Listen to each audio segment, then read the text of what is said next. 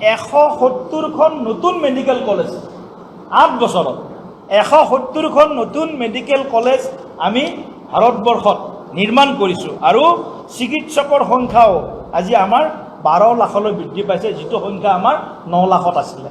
গতিকে 170খন নতুন medical college আৰু 12 লাখ চিকিৎসক প্ৰতি বছৰে আমি দেশৰ ৰাইজৰ সেৱা কৰাৰ কাৰণে আমি নিৰ্মাণ কৰি আছোঁ। এনেধৰণে আপোনালোকে সকলো যদি চাই যোৱা 8 বছৰত 3,25,000 লাখ কিলোমিটাৰ 3.25 লাখ কিলোমিটাৰ নতুন ৰাস্তা আমাৰ চৰকাৰৰ দিনত নিৰ্মাণ হৈছে।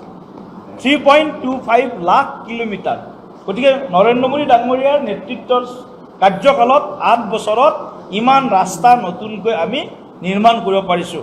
আৰু যোগাযোগ ব্যৱস্থাৰ ক্ষেত্ৰত ভাৰতবৰ্ষ ছেকেণ্ড বেষ্ট কাণ্ট্ৰি হিচাপে এতিয়া বিশ্বত প্ৰসিদ্ধ হৈছে।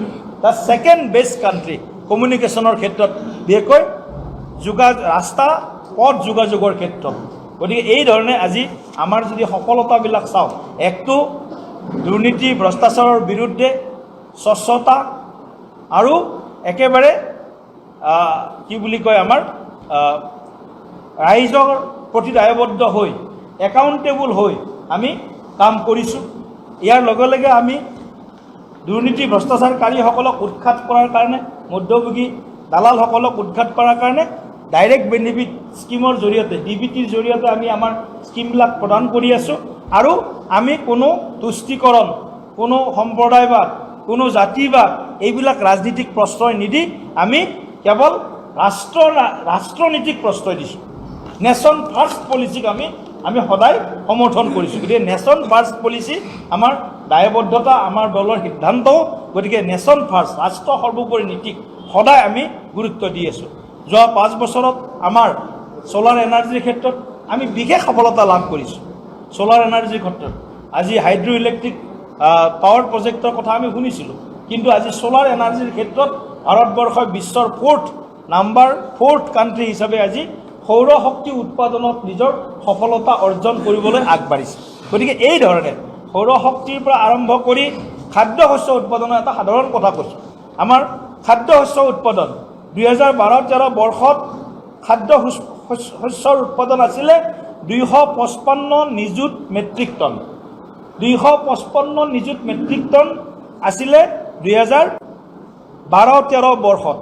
আৰু এতিয়া 2021-22 বৰ্ষত আমাৰ খাদ্য শস্যৰ উৎপাদন 316.06 নিযুত টনলৈ বৃদ্ধি হৈছে।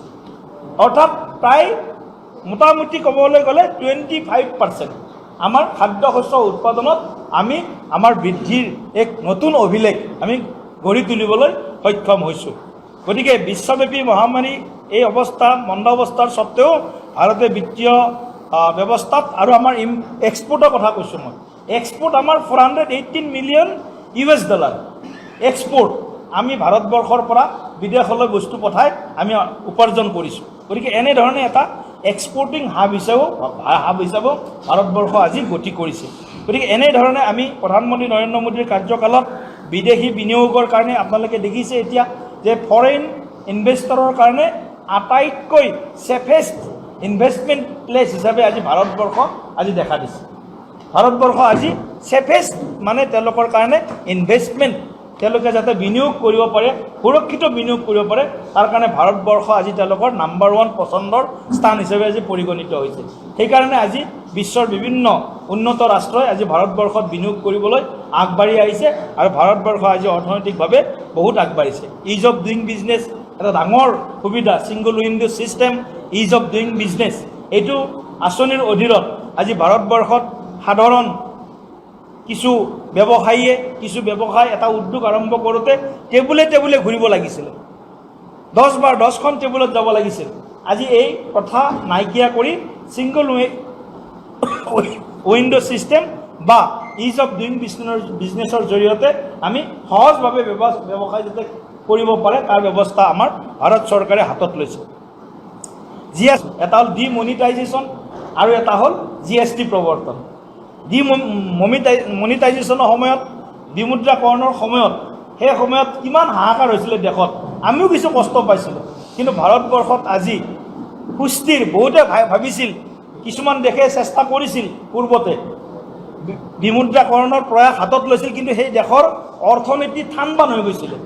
কিন্তু ভাৰতবৰ্ষত বিমুদ্ৰাকৰণ ডিমনিটাইজেশ্যন কৰাৰ পিছতো ভাৰতীয় অৰ্থনীতি থানবান হৈ যোৱা নাই, ভাৰতীয় অৰ্থনীতি এটা মানে সুস্থিৰ ৰূপত আমি দেখিবলৈ পাইছিলোঁ। ইয়াৰ লগে লগে আমি GST সংগ্ৰহ, GST ক্ষেত্ৰত বহুতে আপত্তি কৰিছিল, GST কৰিব নালাগে, GST কাউন্সিলত বহুত ধৰণৰ বিভিন্ন বিষয় উত্থাপন হৈছিল।